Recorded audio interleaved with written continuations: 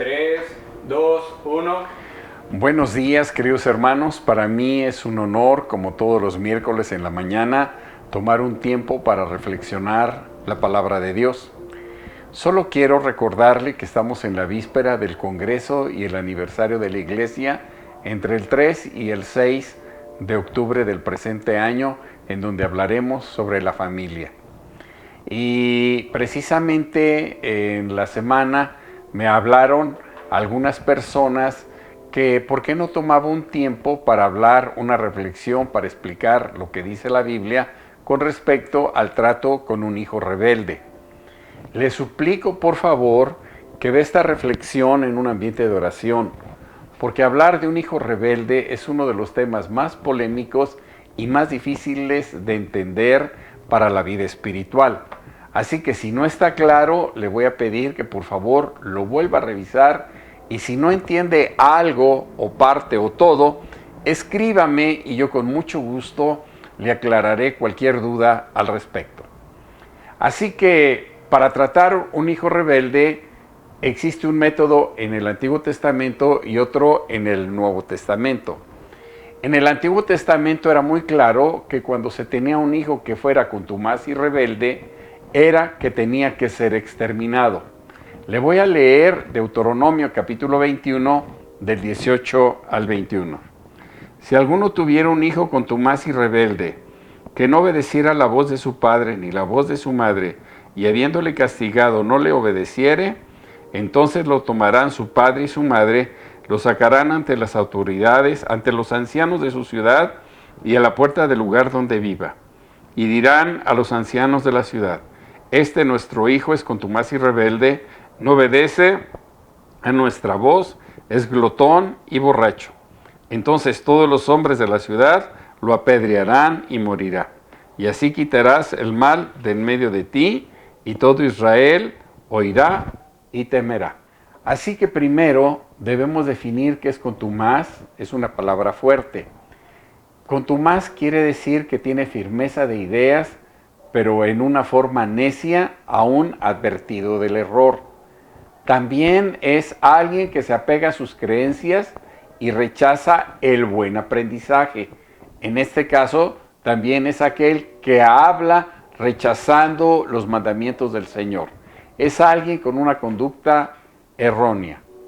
Entonces, el hijo rebelde o contumaz debía ejecutarse bajo estas medidas. Punto número 1, por todos los medios se tenía que demostrar que trataba de disciplinarse todo el tiempo para que aprendiera respeto, orden. 2, siendo un hijo mayor de edad que conociera el bien y el mal y no le importara honrar a sus padres de ninguna manera.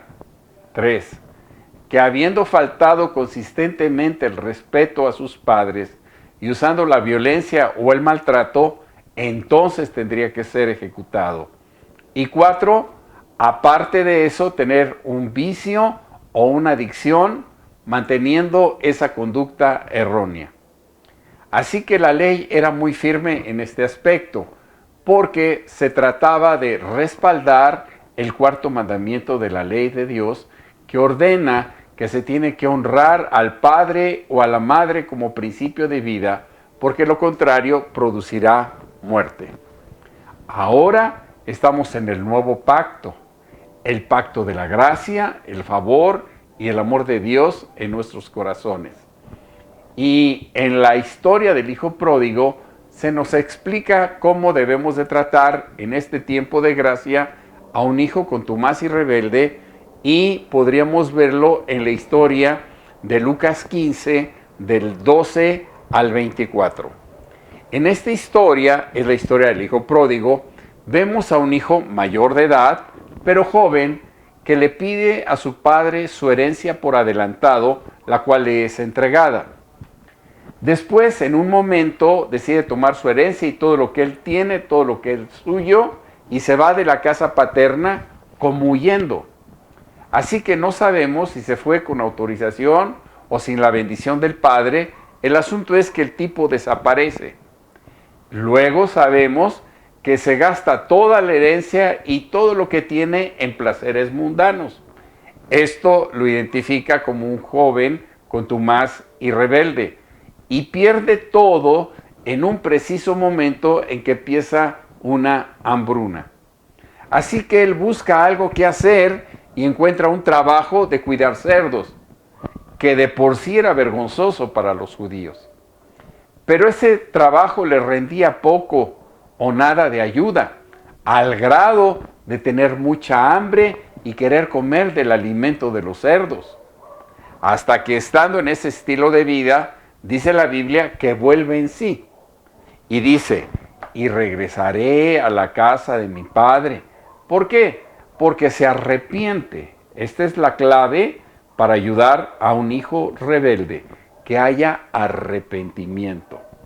Entonces el padre lo recibe, le da todo de nuevo, porque lo redime o lo perdona.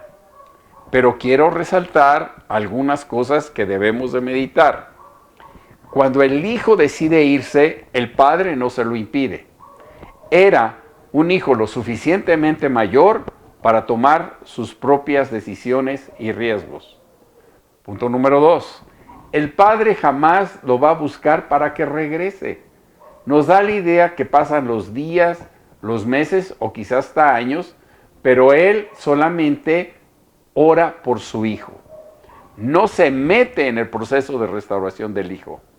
Para que el hijo fuera perdonado, necesita volver en sí por él mismo, arrepentido y no solo abrumado por las pérdidas sufridas.